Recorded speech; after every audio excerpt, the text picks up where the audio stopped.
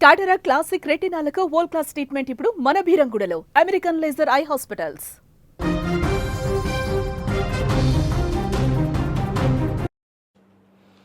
చేవేళ్ల దగ్గర జరిగిన ఘోర రోడ్డు ప్రమాదం ఎంతోమందిని బలి తీసుకుంది.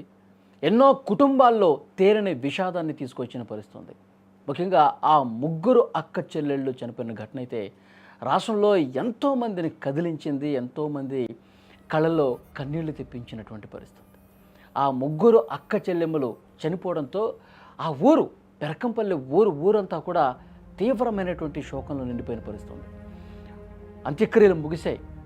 అంత్యక్రియలు ఎంత భావోద్వేగాల మధ్య నడిచిందంటే ఆ ముగ్గురు అక్క చెల్లెళ్ళు ఒకే ఇంటి నుంచి ముగ్గురు పాడె మోసుకొని వెళ్ళటం అనేది నిజంగా అసలు ఎవరికి ఏ కుటుంబంలో జరగకూడనటువంటి ఘోరం ఆ కుటుంబానికి వచ్చింది.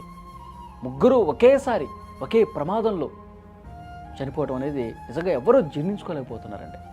ఆ పెరకంపల్లిలో ఆ ఇంటి దగ్గర ఉన్నటువంటి వాళ్ళు, వాళ్ళ కుటుంబ సభ్యులు, బంధువులే కాదు, ఆ ఊరు మొత్తం కూడా తీవ్రమైనటువంటి శోకంలో నిండిన పరిస్థితుంది. తీవ్ర భావోద్వేగాల నడుమ అందరికి అసలు కన్నీళ్లు కార్చని వాళ్ళు లేరు. ఎందుకంటే వాళ్ళు సెలవున్న ప్రతిసారి కూడా ఆ ఇంటికి వచ్చి ఉంటారు. తర్వాత సెలవులు అయిపోయిన తర్వాత కాలేజీకి పోతుంటారు. ఆ ముగ్గురు అక్క చెల్లెమ్మలు చూడండి. ఆ ముగ్గురు అక్క చెల్లెమ్మలు ఒకరి పేరు తనుష, ఎంబీఏ చదువుతోంది. ఇంకొక అమ్మాయి వాళ్ళ సిస్టర్ నందిని, తర్వాత సాయిప్రియ, వీళ్ళు డిగ్రీ చదువుతూ ఉన్నారు. ఒకే ప్రమాదంలో ముగ్గురు చనిపోవటం అనేది చాలా అంటే చాలా బాధాకరమైన విషయం. అంత్యక్రియలు ముగిసిన తర్వాత అండి ఆ తండ్రి చాలా ఏడ్చాడు. ఈ ప్రమాదం జరిగినప్పటి నుంచి ఏడుస్తాను అన్నాడు. అంత్యక్రియలు ముగిసిన తర్వాత ఇంట్లోకి వచ్చిన తర్వాత కూడా పాత జ్ఞాపకాలు ఇంకా వెంటాడుతున్నాయి. నా కుమార్తెలు ముగ్గురు కళ్ళ ముందు కనిపించే ఆ ముగ్గురు కూడా, నన్ను సరదాగా ఆట పట్టించే ఆ ముగ్గురు, సరదాగా కబుర్లు చెప్పే నా ముగ్గురు కూతుళ్ళు నా నుంచి దూరం అయిపోయారు. ఇంకా నేను ఎవరిని పిలవాలి బిడ్డ అంటూ అతను ఏడుస్తూ తన పాత జ్ఞాపకాలు, తన ఫోన్లో ఉన్నటువంటి ఆ ఫోటోలు, వీడియోలు చూస్తూ ఎలా రోధిస్తున్నాడు చూడండి.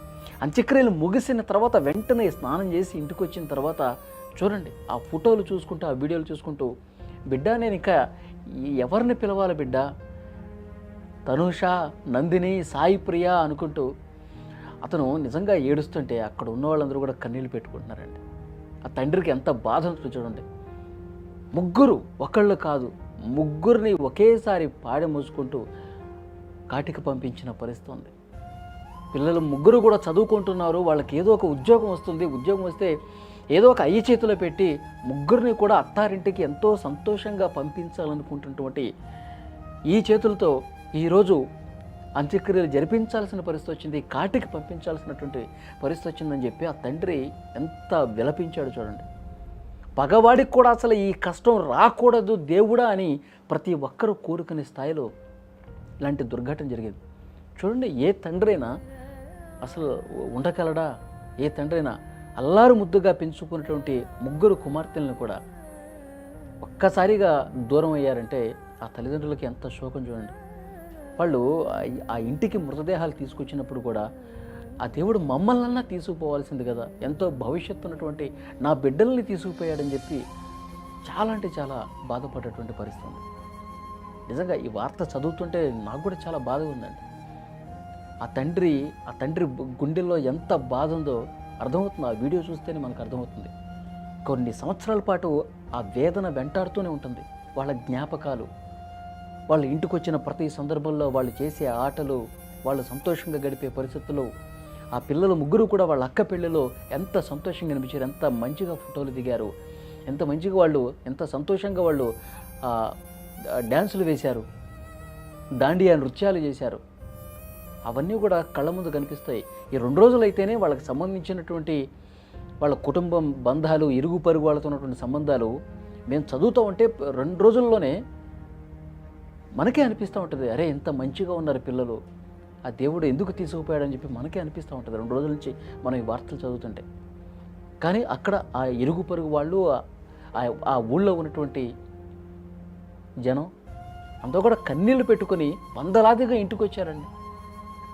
వందలాదిగా, అరే మన ఎల్లయ్యగోడు కుమార్తెలకు ఇట్లా అయింది, అరే ఎంత మంచి పిల్లలు, ఎంత సంతోషంగా గడిపేవాళ్ళు, ప్రతి ఒక్కరిని ఎంత చక్కగా పలకరించేవాళ్ళు.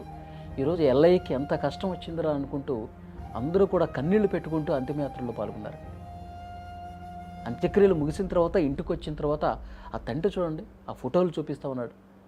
ఎంత బాగున్నారా బిడ్డలా, ఇంకా నేను ఎవరిని పిలవాలరా, ఎవరితో మాట్లాడాలరా, నాకు ఇంకా ఎవరున్నారా అనుకుంటూ ఆ తండ్రి పడే వేదన అంతా ఇంత కాదండి. చాలా అంటే చాలా బాధాకరం. అసలు ఇలాంటివి జరగకుండా చేయాలండి ఏదో ఒకటి. ప్రభుత్వాలు ఇప్పటికైనా రోడ్ల విషయంలో, ఈ అతివేగంగా పోనిచ్చేవాళ్ళటువంటి ఆ డ్రైవర్ల విషయంలో చాలా అంటే చాలా కఠినంగా తీసుకోవాల్సిన అవసరం ఉంది. ఎందుకంటే ఎవడో చేసినటువంటి ఆ తప్పుకి, ఎవడో మితిమీరినటువంటి ఆ వేగంతో నడిపించినటువంటి వాడు చేసిన తప్పుకి ఎంతమంది అమాయకులు బలైపోయారండి. ఈ 3 పాపలు ఒక ఇంట్లో, తర్వాత తల్లిదండ్రులు కోల్పోయిన చిన్నారులు ఉన్నారు, బిడ్డలను కోల్పోయిన వాళ్ళు అందరూ ఒక్కసారిగా సమాధైపోయారు. చాలా బాధాకరమైనటువంటి ఘటన ఇది.